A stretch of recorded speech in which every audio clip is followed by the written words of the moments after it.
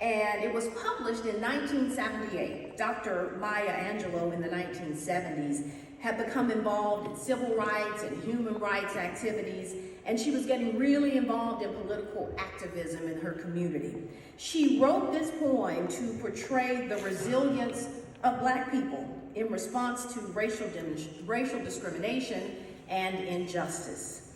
The poem reads, "You may write me down in history with your bitter, twisted lies. You may trod me in the very dirt, but still, like dust, I rise. Does my sassiness upset you? Why are you beset with gloom? 'Cause I walk like I've got oil wells pumping in my living room? Just like moons and like suns, with the certainty of tides, just like hopes springing high, still I'll rise. Did you want to see me broken? Bowed head and lowered eyes, shoulders falling down like teardrops, weakened by soulful cries? Does my haughtiness offend you? Don't you take it awful hard, 'cause I laugh like I've got gold mines digging in my own backyard. You may shoot me with your words, you may cut me with your eyes, you may kill me with your hatefulness, but still, like air, I'll rise. Out of the huts of history's shame, I rise. Up from a past that's rooted in pain, I rise. I am a black ocean leaping and wide, welling and swelling, I bear in the tide. Leaving behind nights of terror and fear, I rise. Into a daybreak that's wondrously clear, I rise. Bringing the gifts my ancestors gave, I am the hope and the dream of a slave. I rise, I rise, I rise. What a powerful, powerful message from Dr. Maya Angelou. It is motivational, it is inspirational, it is audacious even. It says that the obstacles you put in my way are just gonna make me find another way to get to my goal. It says, I stand on the shoulders of giants who paved the way for me. Women who are courageous, women who are smart, women who are bold, sincere, and loving. It reminds me that none of us rises without someone lifting us up. Take a look at this little girl. This is one of my all-time favorite photos. She is me. This was 1979.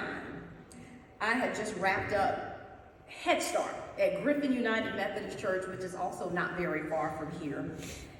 This little girl in this photo had no idea that she would go on, graduate high school.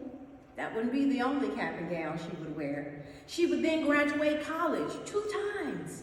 She would get a bachelor's degree in English and a bachelor's degree in communication, and then she would go on and get a master's degree in journalism. That little girl had no idea that she would go on to realize her dream of going into the field of journalism, starting in radio, in a small little radio station in Columbus, Mississippi. There I am, 18 years old, my first job. I was rocking the overalls there at WACR Radio in Columbus, Mississippi. That was the beginning of her dream. She was rising. And then she would fulfill the ultimate dream, which was to become a news anchor. And she did that at WCBI News, which in July of this year, I will have been there 25 years, doing what I love in a place that I love. The little girl you saw in that cap and gown had no idea. She also had no idea that she would one day grow up and interview the future president of the United States of America. That little girl, somebody said, okay. That little girl had no idea that she would do any of those things. She had so many great women who helped her rise. So these four women, look at this, that's me down there in the middle. These four women are the core of who I am. My grandmother, who is right next to me, right above her is my mother, next to her is my aunt, and next to her is my older sister. The five of us, the Fab Five, as I like to call us, grew up in my grandmother's house together. My mother became a mother young, she got married young, and she got divorced young, and then she had children. So everything happened to her like in her early teenage and early 20s. So my grandmother became the head of our household, and I was the youngest in our household. And these four women all helped to shape me, helped to mold me. They loved me, they adored me, they scolded me when I needed it, and they protected me and taught me that they would always have my back. My grandmother stands about 5'3". So when I was, I'm going to tell you a quick story, when I was about 9 or 10 years old, I would ride the bus to school. And there was a girl on the bus who knew that I was soft-spoken, and she took advantage of that vulnerability in me, and she bullied me. I mean, quite frankly, she bullied me. She never physically hurt me, but every day she would do something to intimidate me, and she really just scared the life out of me to the point I did not want to ride the bus anymore. So I was coming home every day crying. My sister would tell, and she would say, "Don't cry when you get home because she's going to be mad." My grandmother could not stand the thought of someone doing something to hurt us. So finally, she had had enough. She came home one day, she said, "Get in the car." So my sister and I got in the car, and she said, "Show me where she lives." I said, "Lord, she's about to go get in the car." So we get in the car, and we say, "Turn here, turn here, turn here." And we made it to the house where this little girl lived. And she said, "Stay in the car." She got out, she closed the door, she went to the door, she knocked on the door, and a woman came to the door. And my grandmother and this woman proceeded to have a conversation, of which to this very day, I am not privy. I don't know what they said. I don't know what my grandmother said to her. I don't know what she said to my grandmother. No fists were thrown. None of those things happened.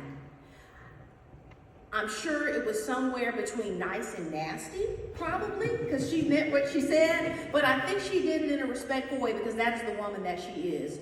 We got in the car. We never spoke about it again. We drove home. The little girl never bothered me again on the bus. And so what my grandmother taught me in that moment is, A, not to fight. That's not the way you solve problems. She also taught me that you have to stand up for yourself. If someone is continuously doing something and unfairly treating you, you have to stand up for yourself. But the most important thing she taught me is that until you are old enough to speak for yourself and to stand up for yourself, I will be your voice.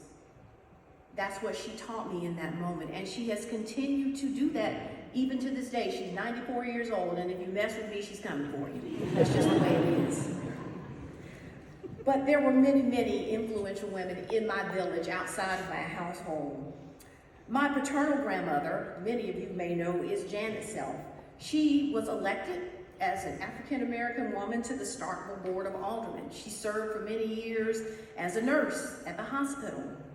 My grandmother's sister, my Aunt Catherine, my great aunt, for many, many years ran a very successful beauty salon in a time and a place where a Black woman owning a business was almost unheard of. She showed me how to rise. Then I had church leaders, I had teachers, I had Girl Scout leaders, I had 4-H leaders. All of these people were strong and proud and courageous African-American women who all poured into that little girl and helped her rise. She is so lucky. That little girl, this woman is so lucky. I am so blessed and I am so filled with gratitude. How do I show my gratitude? By being the very best version of myself. I aspire to be the hope and the dream of a slave. I do that by trying to be a positive role model, by helping others to rise. I hope that students I speak to in the area will hear something that helps them rise. I pray that church groups I speak to and sometimes sing with will hear something in my voice, in my words, that will help them rise.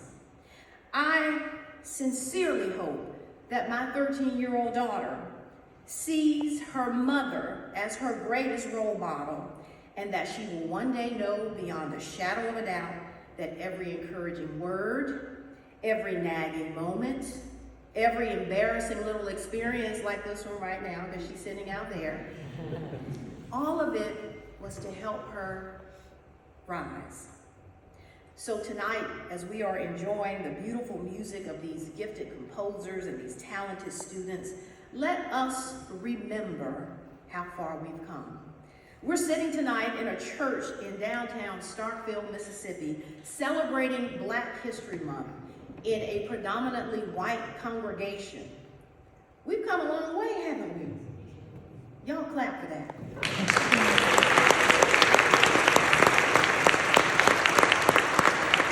But also, remember those who help you to rise along life's way. It might be a family member, it might be a teacher, it might be a mentor in your field, it might just be a friend. Remember those people with love and with gratitude, and then reflect. Reflect on those feelings of gratitude to God, to the people who help you, and then continue to rise and lift someone else as you climb. I look forward to the remainder of the program, the beautiful music of these African American composers. May the music, the harmonies, the history inspire every one of us in here to remember, to reflect, to rise. Thank you so much.